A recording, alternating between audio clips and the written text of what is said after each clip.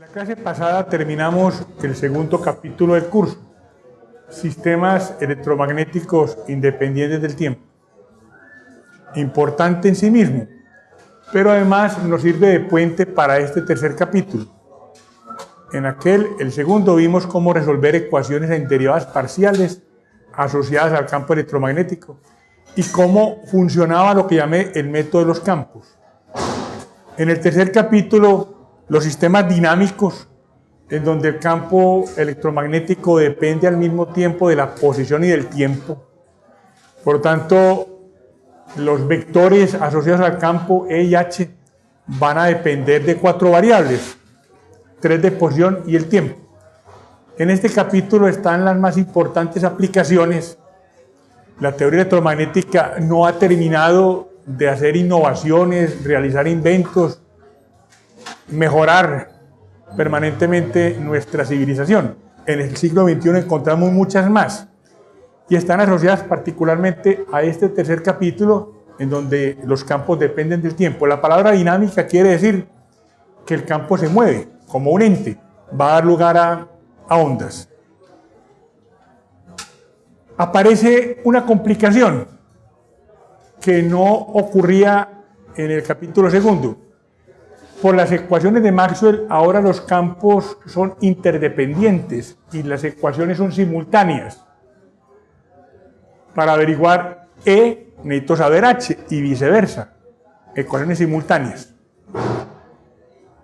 Voy a empezar este capítulo haciendo un problema. Un problema que tiene varios objetivos. Por una parte, mostrar cómo el método de los campos sigue funcionando. Cambié de sistema electromagnético, pero el método sigue siendo el mismo.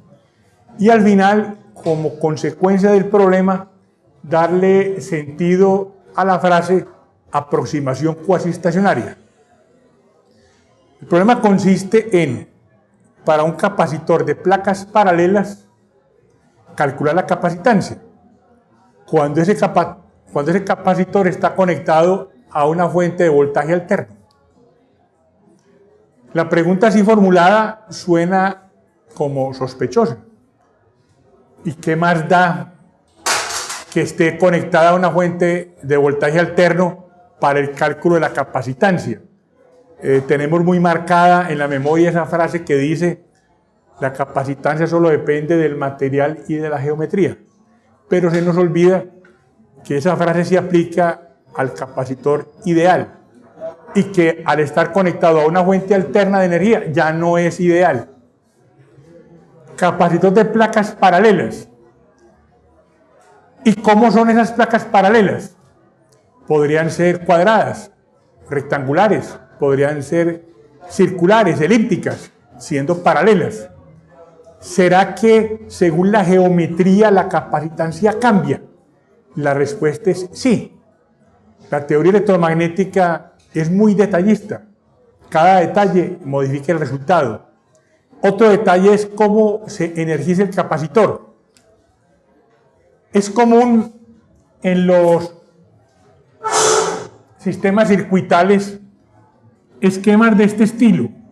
Un circuito RC conectado a una fuente alterna de voltaje. En ese esquema, el capacitor se representa con un par de líneas horizontales. Es un esquema, no quiere decir que todos los capacitores son de placas paralelas. Y se alimenta el capacitor según el esquema por el centro.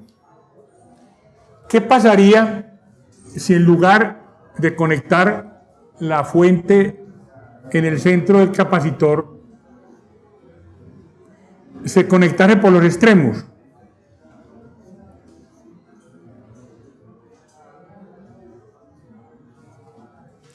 Si vamos a calcular la capacitancia en esta situación o en esta, dará lo mismo. O por ejemplo, en un extremo y en el opuesto del capacitor, en la otra punta. Energizando el capacitor de diferentes maneras, de esta o de esta. La capacitancia es lo mismo. Pues sí es verdad que eso lo depende de la geometría del material, sí. Pero como eso ocurre es con el ideal, y aquí ya no se trata del ideal, esos detalles, cómo se energiza, cuál es la geometría, cambiarán el resultado. La ciencia que hemos llamado teoría electromagnética es muy detallista, cada detalle importa. Entonces, a la pregunta que me formulé, ¿cómo es mi capacitor? Podría ser de una geometría relativamente simple, podría ser, por ejemplo, así: un par de placas circulares que tengan el mismo eje, un par de discos circulares que tengan el mismo radio y el mismo eje, que bien pudiera llamar el eje Z, que se conecte a la fuente en todo el centro.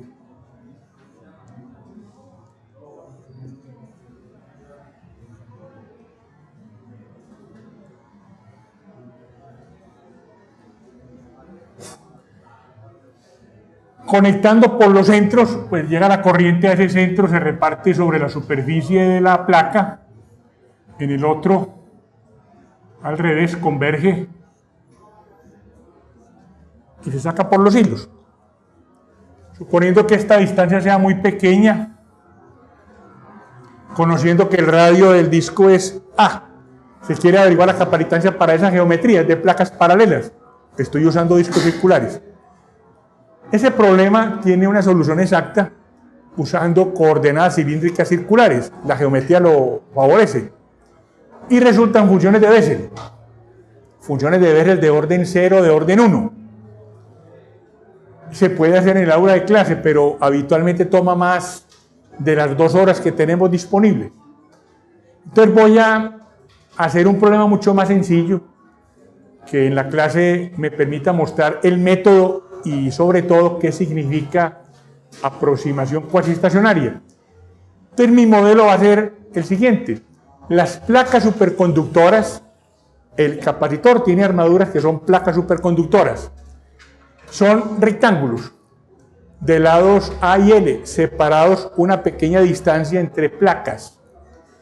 El interior, el dieléctrico, el aislante, es un material de parámetros epsilon y mu, conectado a una fuente de voltaje, la cual suponemos distribuida por un borde, de manera que en el opuesto haya un voltaje que es B0 coseno omega t. Para ese capacitor así enunciado, averiguo la capacitancia. El dibujo que representa el capacitor es de este estilo.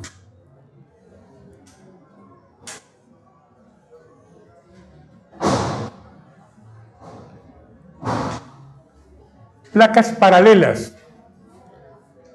Esta mide A en este lado, L por este otro.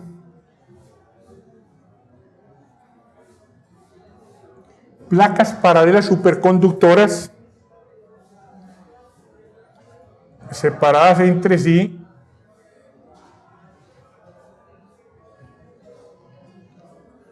una pequeña distancia d.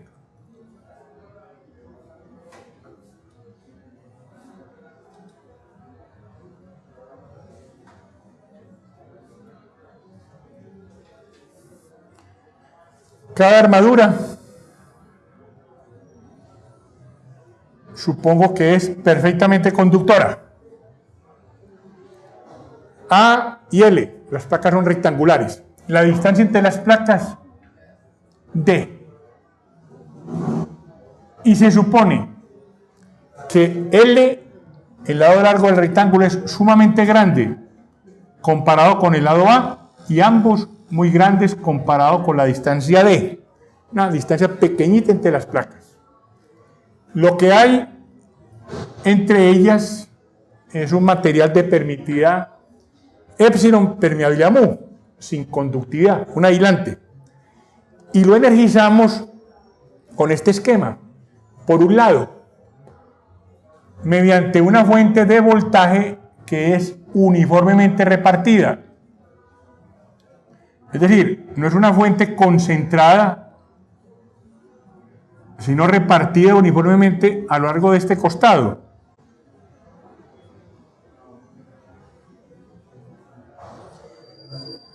El borde superior y el borde inferior se conectan con la fuente de tal manera que entre estos extremos libres de la derecha el voltaje sea B sub 0 coseno de omega t. Esa es la geometría y la forma de alimentar el dispositivo. ¿Cuánto da su capacitancia? Para el cálculo, capacitancia es carga sobre voltaje. Al calcular la carga requiero saber la intensidad del campo eléctrico y por lo tanto necesito resolver las ecuaciones de Maxwell, que lo voy a hacer por el procedimiento que llamé método. Primer paso, asigno un sistema de coordenadas. Por la geometría, se trata de un prisma de sección rectangular. Utilizo coordenadas cartesianas, oriento los ejes en las direcciones de las aristas. Voy a ubicar el origen en esta esquina, de manera que el eje X sea este, el eje Z y este, el eje Y. Perfectamente pude haber ubicado el origen de coordenadas no en esa esquina, sino en aquella, por ejemplo. ¿Por qué la puse ahí? Con el fin de decir que cuando Z valga 0, en este costado, el voltaje es B sub 0 coseno omega t, que será una condición de borde. Defino el sistema de coordenadas. Región. Puntos del espacio donde las formas puntuales de Maxwell se cumplen.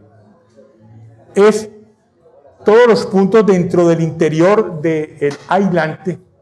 La región del problema está definida por aquellos puntos de coordenadas X, Y y Z que están en el interior de la región prismática, que hacen parte del aislante, de 0 a A, de 0 a B, la Y de 0 a L, y la Z de menos A 0.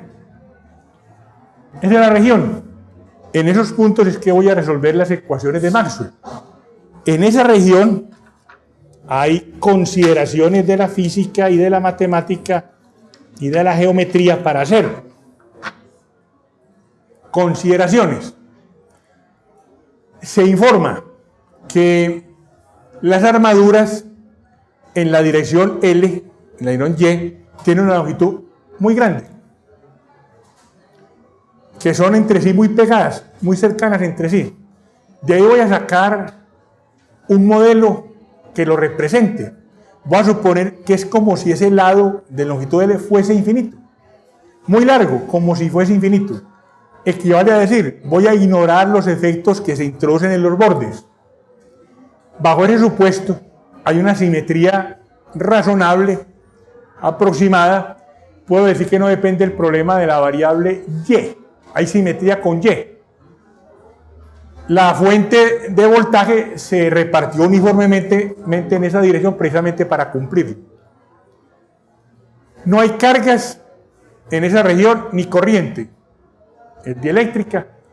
Cargas hay en el problema, pero en las placas.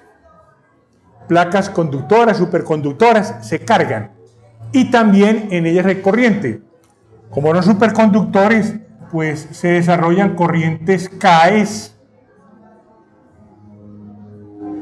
que circulan por esas armaduras.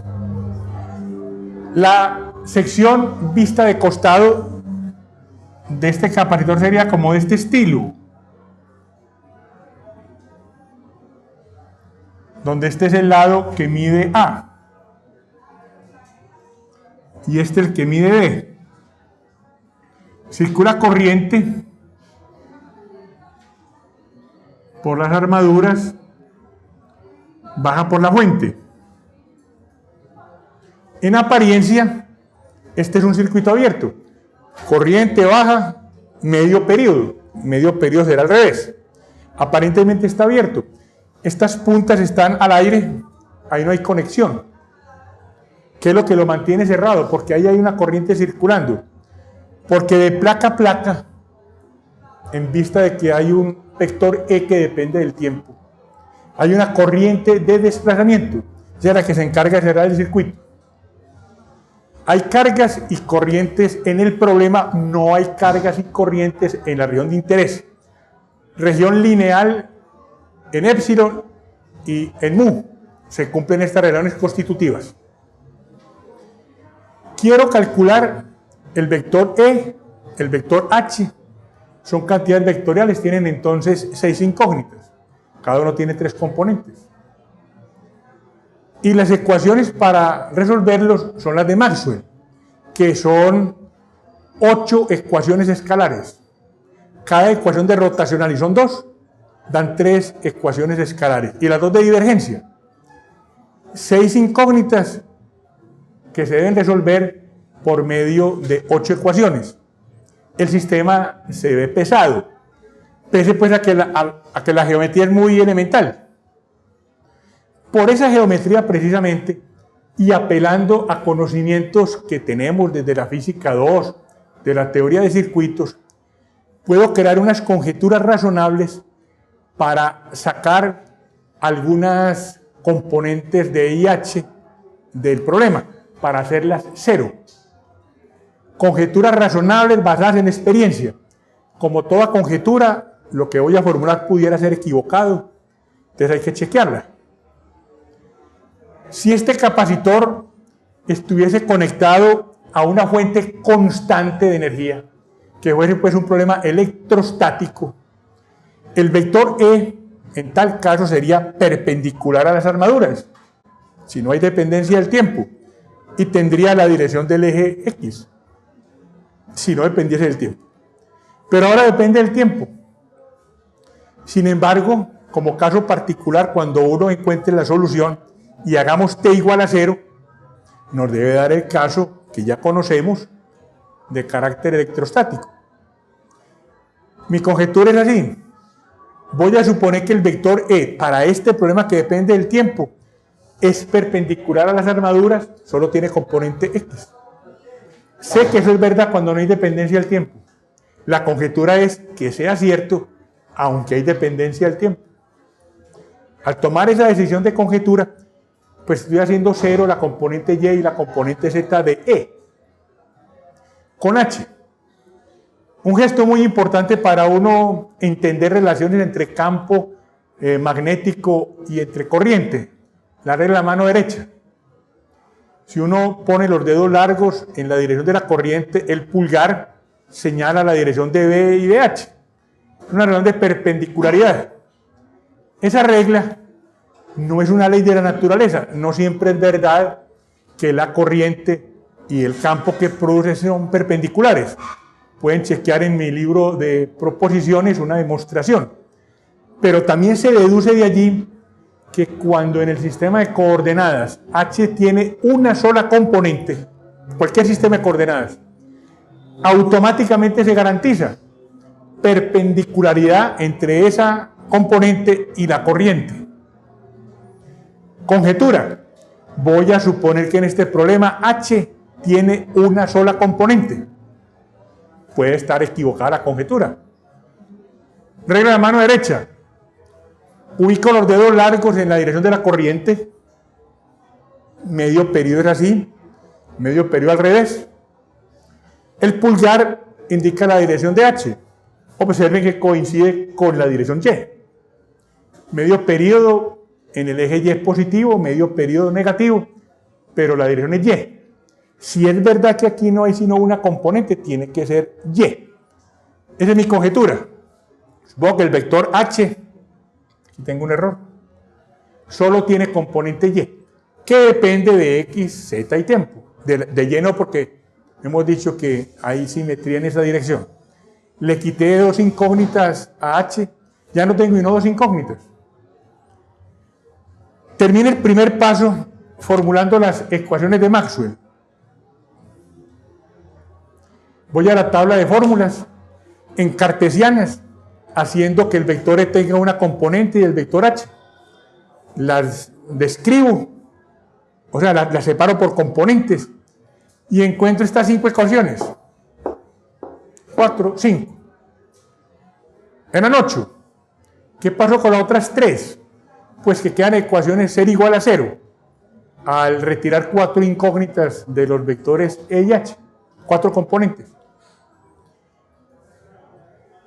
El vector E y el vector H en la región de interés está condicionado por estas ecuaciones. Eso es lo que voy a resolver. Y ahí terminó el primer paso. El segundo paso es resolver las ecuaciones. Veamos.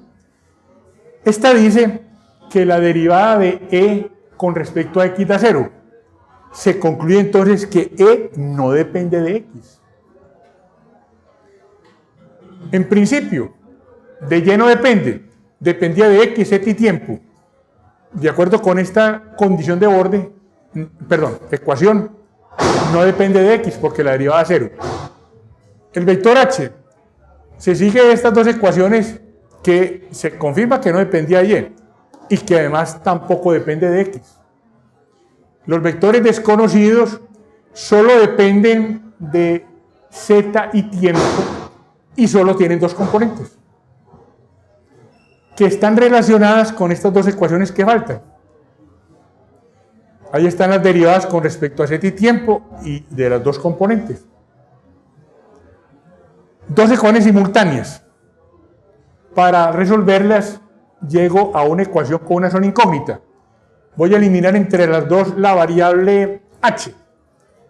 Para el efecto derivo la primera con respecto a Z. Entonces da menos mu, segunda derivada cruzada de H con respecto a Z y tiempo.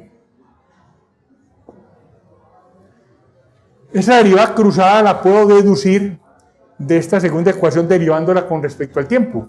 Derivo esa con respecto al tiempo. Pues queda menos mu que multiplica a menos epsilon, segunda derivada de E con respecto al tiempo. La derivada cruzada en cualquier dirección en que se haga la derivada es igual si las funciones son continuas. Así obtengo para E, para esa componente de E, la ecuación de onda.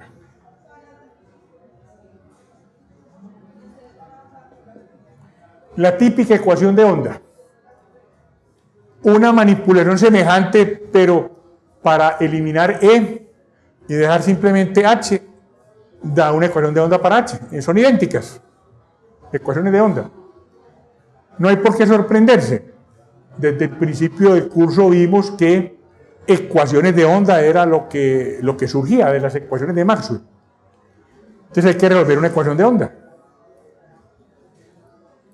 ¿Cómo se resuelve? Diversos métodos de solución, pero uno que nos ha funcionado bien y es sencillo es el método de separación de variables. Estoy buscando una función intensidad del campo eléctrico componente X que depende de Z y tiempo. La separación de variables implica encontrar funciones que solo dependen de la posición y multiplicarla por funciones que solo dependen del tiempo. ¿Cómo son esas funciones? Pues habría que usar el mismo procedimiento de cuando encontré los armónicos. Reemplazo la ecuación diferencial, separo variables, veo qué tipo de funciones se acomodan a esta Z mayúscula o a esta T y preparar un banco de funciones de onda en coordenadas cartesianas. Podría hacer eso si la pretensión fuese resolver un problema de carácter general, pero voy a ser más humilde. Me voy a concentrar exclusivamente en este problema como caso particular.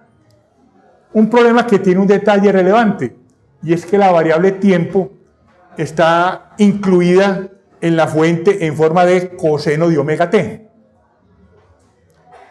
Relevante porque eso permite evocar la experiencia adquirida cuando se resuelve una red circuital sometida a fuentes parecidas de su 0 coseno omega t. Recuerden, una red, la queremos resolver. Entonces hay que plantear para cada malla una ecuación diferencial. Se hace con las ecuaciones de Kirchhoff. Resulta una ecuación diferencial de orden superior, según sea pues el número de mallas. Se resuelve porque una ecuación de coeficientes uniformes son las soluciones en forma exponencial, e a la menos kt. La solución tiene dos partes, esa que acabo de decir, se llama la complementaria, más la solución particular. La complementaria es de carácter transitorio. Al paso del tiempo, exponenciales e a la menos kt rápidamente se desvanecen, salvo pues el caso particular de la resonancia. Una vez terminada la etapa transitoria, ¿qué queda? Las otras soluciones. La solución particular. De lo que recuerdan ustedes, si la fuente de energía es un coseno de omega t, por ejemplo, en todas partes de la red, cada ramita tiene una corriente y entre sus extremos un voltaje que son o senos o cosenos de omega t. En todas partes. Es decir, si uno sabe que la función que energiza el sistema es de esta manera, puede concluir que una vez disipada la etapa transitoria, en todas partes de este problema, E, H, voltajes, corrientes, todas las propiedades que quiera, deben depender exclusivamente del tiempo en forma de seno y coseno de omega t, en la etapa que sigue después de la transitoria. Entonces me voy a concentrar en la etapa. Seno y coseno de omega t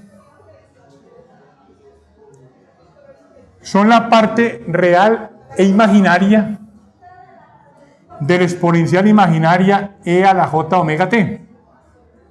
Igualdad que viene desde Euler.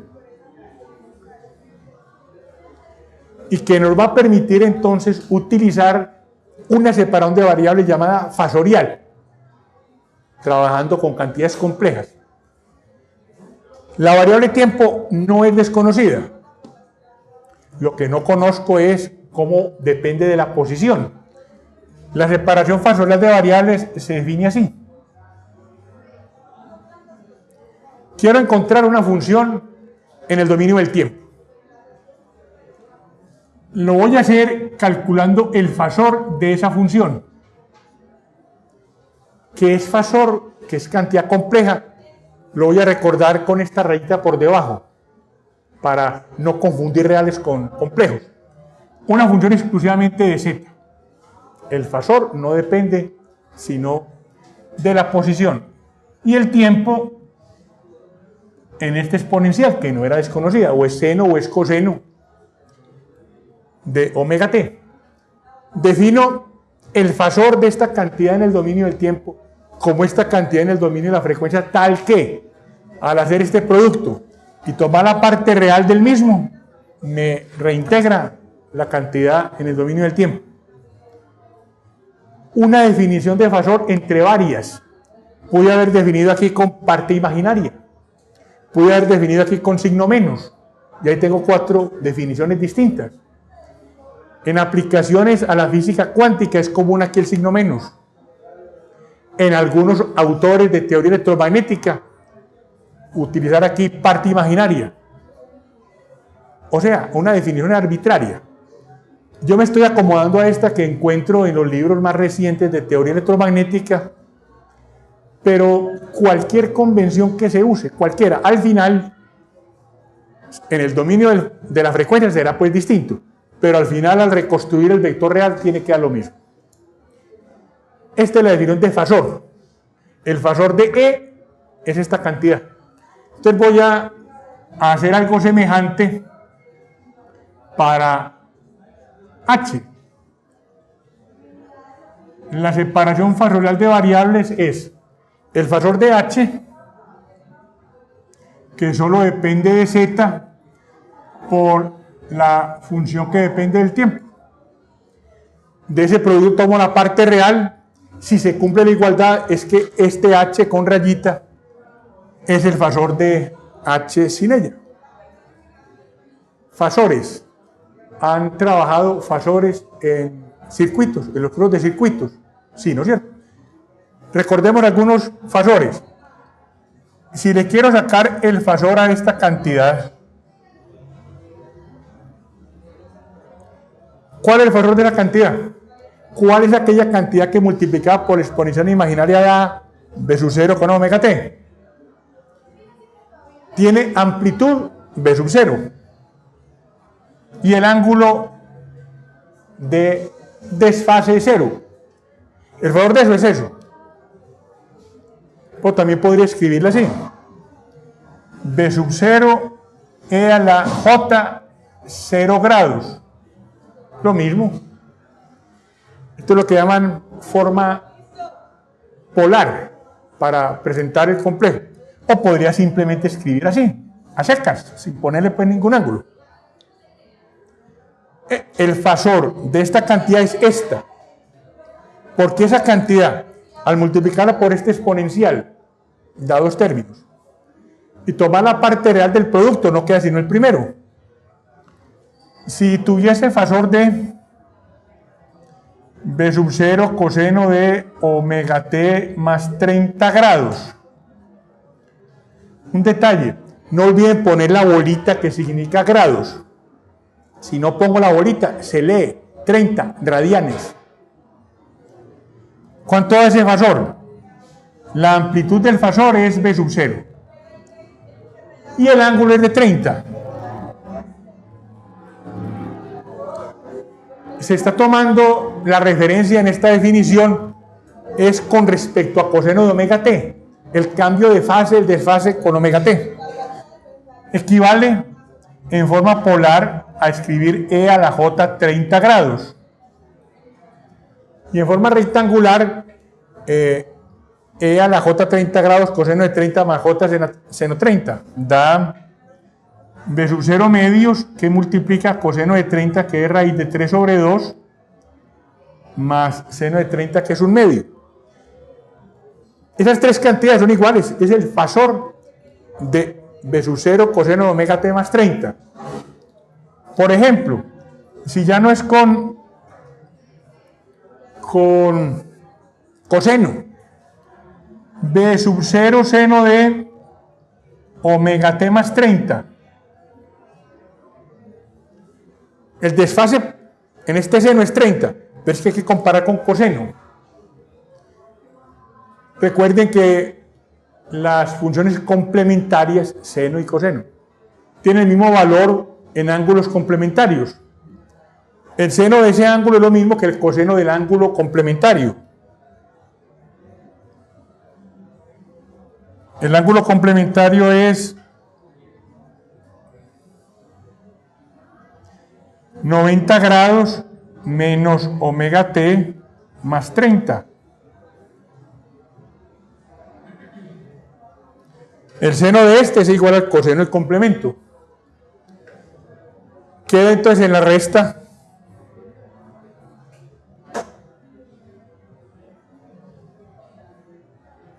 coseno de 60 grados menos omega t. El coseno de un ángulo negativo es lo mismo que el coseno del ángulo positivo. Entonces le hace coseno de omega t menos 60. Y así lo tengo en la forma fácil de interpretar. El fasor es b sub 0 de amplitud, e a la menos j 60 grados, menos 60. Forma polar. O en forma rectangular, b sub 0 medios por coseno de menos 60 grados, que es un medio, y seno de menos 60 grados, que es menos raíz de 3 sobre 2.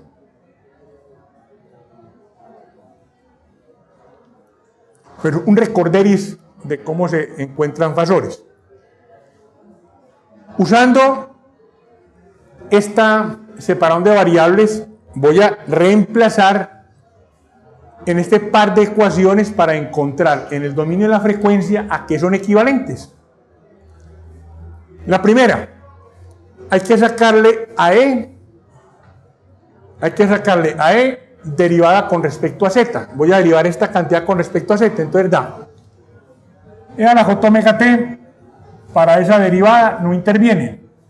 Derivada de E sub X con respecto a Z. Al derivar esto con respecto a Z, igual menos mu por derivada de H con respecto al tiempo.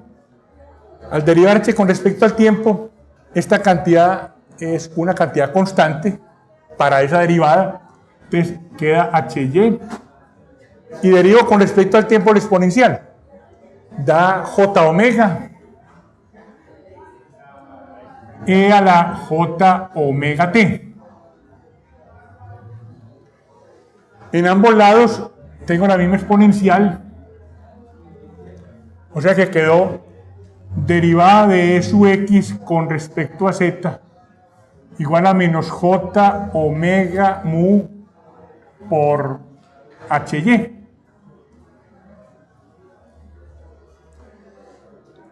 Y como mnemotecnia, para recordar la operación, cada que derive el real con respecto a la posición, se convierte en la derivada del fasor con respecto a la posición, derivada ordinaria. Cada que derive el real con respecto al tiempo, se convierte en J omega veces el fasor, porque el exponencial se puede cancelar a ambos lados. Ecuación equivalente entonces a esta segunda, le aplico esa regla. La derivada del real con respecto a Z, derivada del fasor con respecto a Z, igual a menos J omega epsilon por E sub X. Estas ecuaciones están en el dominio del tiempo, ya esta está en el dominio de la frecuencia. Aquí la variable tiempo no está. Luego, la ecuación de onda. Dos derivadas con respecto a Z, dos derivadas ordinarias del fasor.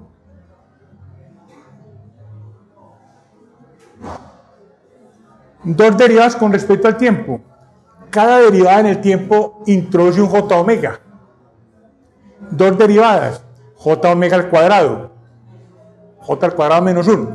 Entonces queda más omega cuadrado mu epsilon por el fasor. La ecuación de onda en el dominio del tiempo. La pasé al dominio de la frecuencia. Se convirtió en una ecuación diferencial de coeficientes constantes ordinaria la ecuación. Esta ecuación, que salió de la de onda por este cambio, se conoce con el nombre de ecuación de Helmholtz.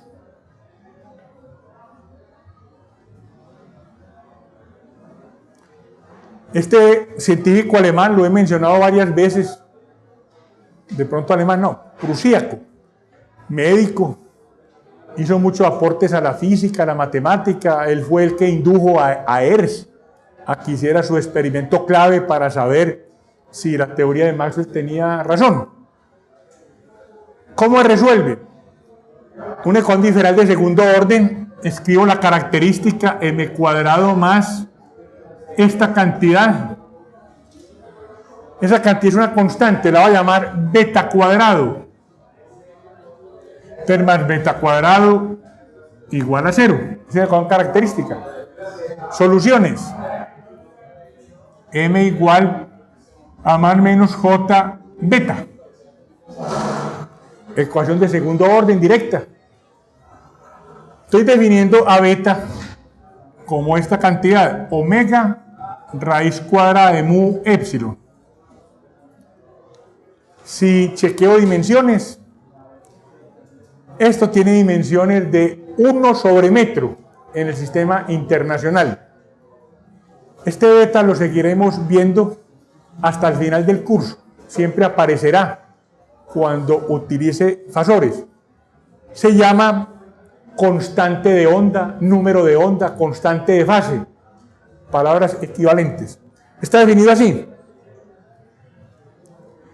Por esta definición entonces puedo escribir otras. Por ejemplo, en lugar de omega, 2πf raíz cuadrada de mu épsilon. Lo mismo. Pero esa raíz cuadrada es el inverso de la velocidad de fase. Cuando la onda se mueve en un material de permitida épsilon, permeabilidad mu, su velocidad de fase es el inverso de ese radical. O puedo escribir 2pi sobre lambda, siendo lambda la longitud de onda, recordando que velocidad de fase de una onda es longitud de onda por frecuencia. Entonces, en lugar de la frecuencia, esta. Todas son expresiones equivalentes para calcular a beta. Como la ecuación característica tiene estas dos raíces, las soluciones de en función de z son exponenciales de exponente imaginario puro o equivalentes funciones circulares, seno y coseno de beta z. Cada solución acompañada de una constante de integración la voy a llamar C1 y C2. Y pongo la rayita por debajo porque como la variable que estoy buscando es compleja, pues también C1 y C2. He resuelto la ecuación de onda para en el dominio de la frecuencia, ya quedó resuelta. Falta h. Para averiguar h, voy a utilizar esta ecuación, lo despejo de aquí, h igual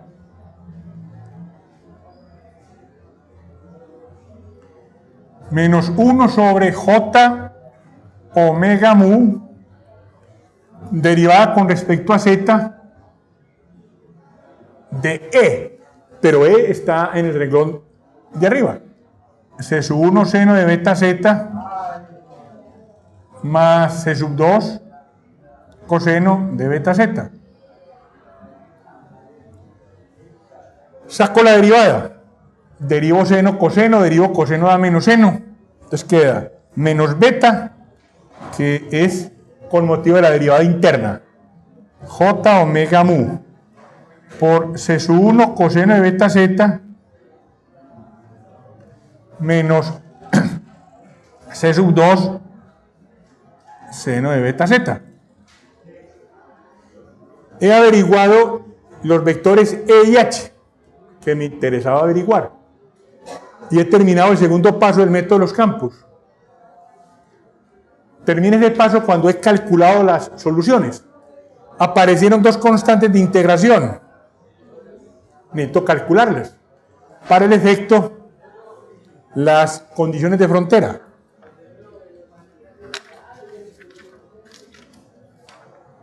No olviden, porque lo volveremos a utilizar más adelante, esa regla mnemotécnica. Cuando tengo un vector que depende del tiempo en forma de senos y conos de omega t, un vector cualquiera, llamémoslo r.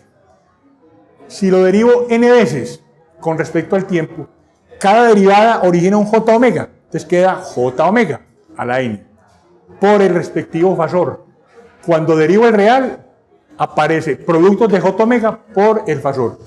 Pero si derivo con respecto a la posición, simplemente derivo el real, el fasor con respecto a la posición, pero en derivada ordinaria, o para tener en la memoria esa forma de hacer estas operaciones.